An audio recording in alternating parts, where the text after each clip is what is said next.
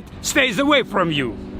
Bam! That's the one. Hell yeah! Meet Levon. Hi, my name is Levon, and I will never die.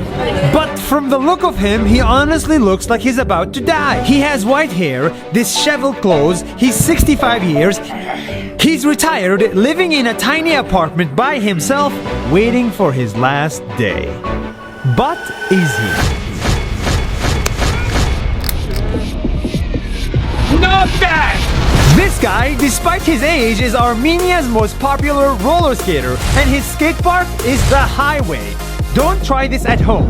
Every day he skates on the highways with no helmet, no fear of cars, no fear of accidents, and no fear of police.